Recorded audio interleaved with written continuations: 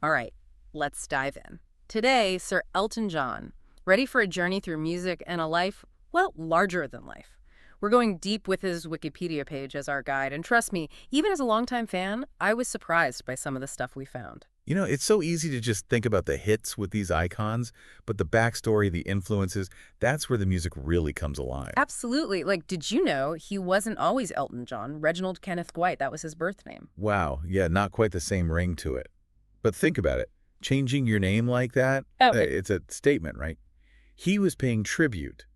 Elton Dean and Long John Baldry, his bluesology bandmates, like weaving his journey right into his name. talk about a musical origin story. And this guy, music grabbed him early. I'm talking Elvis, Bill Haley, and Manscrackers. His comments, first time he hears them, it's like a lightning bolt. That's the thing, a single moment, it can spark a whole lifetime of passion. And for him, it was rock and roll all the way. But it wasn't just one flavor, you know? He was all over the place. Little Richard, Jerry Lee Lewis, Ray Charles, even the Beatles. It's like he took all these influences and blended them into something new. Yeah, like taking those primary colors and mixing them up, creating a whole new shade. You can hear those echoes, but it becomes his own thing. That's the mark of a true innovator, wouldn't you say? It makes you think, is any music truly original, or is it all just brilliant remixes? But hold on, this guy had formal training too. 11 years old, scholarship to the Royal Academy of Music. Talent doesn't even cover it. That classical background, it gets lost sometimes behind all the pop success, but it's there. The foundation, you hear it in his compositions. Think about Goodbye Yellow Brick Road, the chords, the structure. There's complexity there, not your typical pop tune.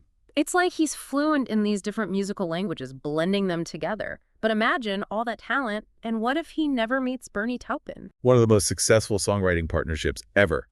And their process, it's wild, right?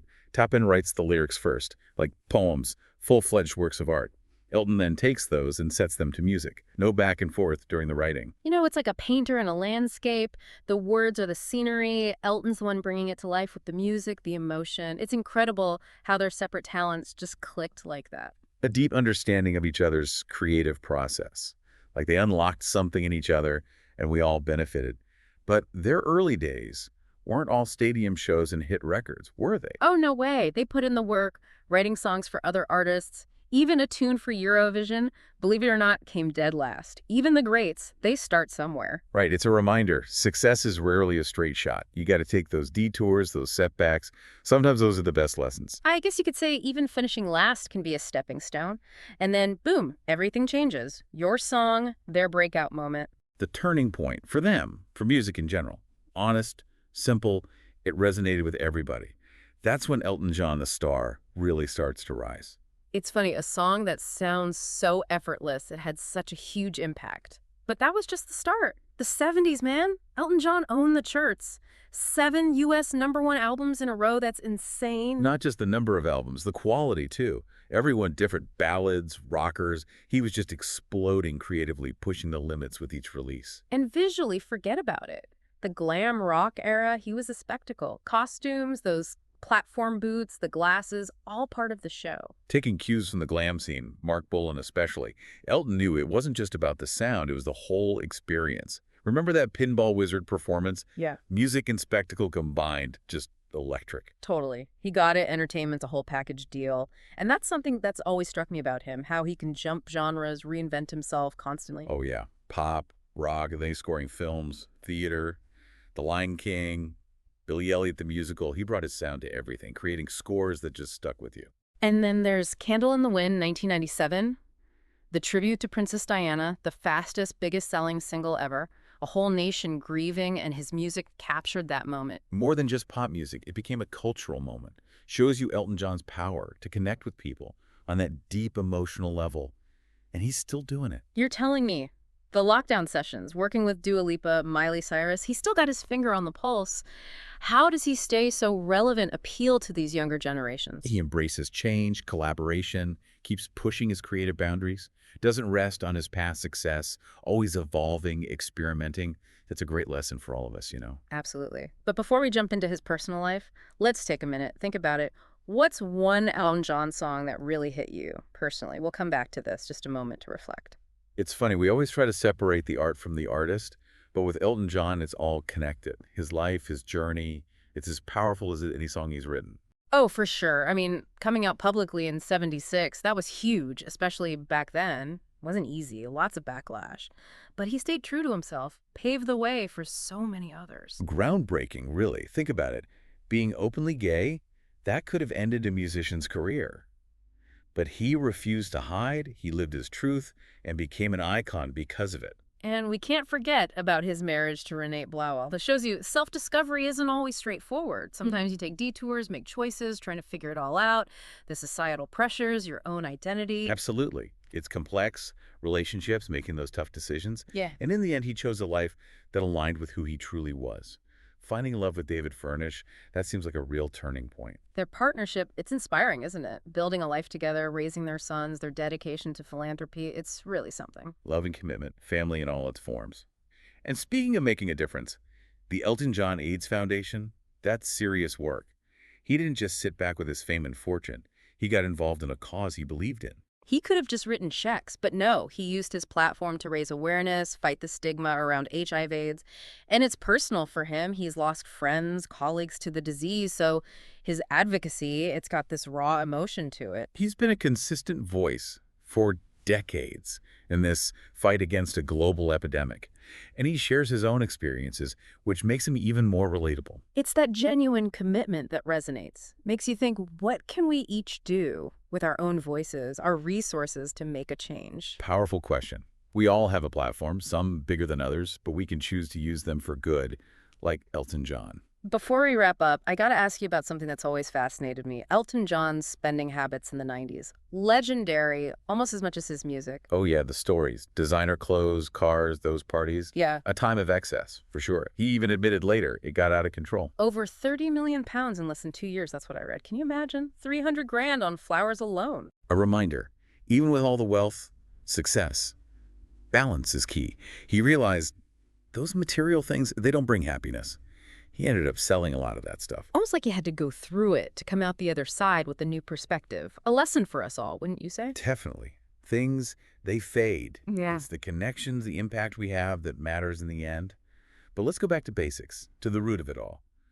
Those diverse influences we talked about earlier, the foundation of his music. It's amazing how he blended it all together so seamlessly. That raw energy of early rock, the soul of blues and gospel, he took it all in and created something fresh. You hear it throughout his work. Little Richard's Drive, those bluesy piano riffs like Jerry Lee Lewis, then those soulful vocals like a nod to Ray Charles, all there but transformed into something uniquely Elton John. And that classical training, it's key. It gave him the tools to build those complex chord progressions, arrangements that elevate his songs. There's a depth there that people miss sometimes. He's not afraid to play with harmonies, time signatures, pushing the boundaries of pop music. And that's the classical influence shining through. Like he's speaking multiple musical languages fluently. But of course, none of it happens without Bernie Taupin. Their collaboration, it's magic. Two talents coming together, creating something greater than either could alone. Bernie's lyrics, they have this poetic depth. They match Elton's music perfectly. And their process, working separately, trusting each other's instincts, it shows a deep respect. 50 years, this partnership, and a catalog of iconic songs, they're part of our culture now. To navigate the music industry, all the ups and downs, and keep that creative spark, that personal bond, that's remarkable. Loyalty, trust, shared passion, that's as inspiring as their music. And speaking of their music, it's pretty wild how Elton John's covered so many different styles over the years. He's like a chameleon, shifting between genres, but always sounding like himself. Think about it. The early days with bluesology, pure blues, then glam rock, all the costumes, the energy, and then musical theater, The Lion King, Billy Elliot. Those scores are incredible. Each genre shows a different side of him, but it's always distinctly Elton John. It's that ability to evolve, to stay current, that's kept him going for 5 decades. He experiments, works with artists from different generations, pushes his own boundaries, like those recent collaborations with Dua Lipa and Miley Cyrus. He's still got it. It's that open mind, the desire to keep learning and growing. He's not stuck in the past, always looking for the next challenge, the next creative opportunity. A great lesson for all of us, really. Absolutely. Stay curious, try new things, work with others. That's how you stay fresh, keep growing. And Elton John, he's known for supporting younger artists too, isn't he? He's always talking about how much he admires their creativity, the new generation of musicians. And he uses his influence to promote them, support them. It's like he's paying it forward, nurturing the future of music. From being inspired by his own heroes to becoming a mentor and inspiration to others, it's a beautiful cycle. Creativity, influence, it all comes back around. And that's the thing about Elton John. His impact goes beyond the music. Yeah. He's a cultural icon. He uses his voice for good, inspires others, leaves a mark on the world. All the awards, accolades, he's one of the few ego winners. Emmy, Grammy, Oscar, Tony. That's talent across different mediums, not just music. He's a true entertainer. Connects with people on such a deep level, whether it's the music, the performances, his philanthropy. But in the end, it all goes back to the music. His songs, they're timeless. You've got love, loss, hope, heartbreak. It resonates with everyone. And even after years of listening, you can still find something new in his music. That's the joy of exploring an artist's work. There are always those hidden gems waiting to be discovered. So as we finish up our deep dive into Elton John, I encourage you, go beyond the hits, explore his catalog, see what speaks to you. It's a journey worth taking. And you know what? There's this one fascinating detail about Elton John we haven't even touched on yet. Might surprise you, considering all his musical success. All those Academy Award-winning songs, Can You Feel the Love Tonight, Colors of the Wind, so many. They've become classics, haven't they? Really capture something special. And you know what, Elton John, he's got this connection to another Oscar-winning song, but he didn't write this one. Oh, now I'm curious. Tell me more. Okay, so remember Monty Python and the Holy Grail, The Killer Rabbit, The Knights Who Say Nigh. Of course. Classic comedy, one of the best. What's that got to do with Elton John? He's a huge fan, apparently. And get this, he actually helped finance the production. No way. Seriously.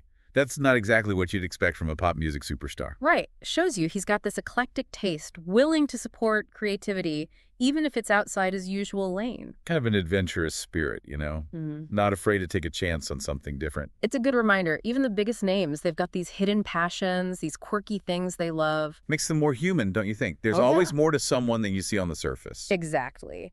So as we wrap up our deep dive into Elton John, I want to leave you with this. What's your holy grail? That creative project, that dream, the cause you're passionate about? What's that thing you just got to support? Great question. Elton John shows us success isn't just one thing. And the most fulfilling paths, sometimes they're the ones you don't see coming. So embrace those passions, explore the unexpected, and don't be afraid to champion what brings you joy. Who knows, you might find your own holy grail along the way. Thanks for joining us on the deep dive, everyone. We'll catch you next time.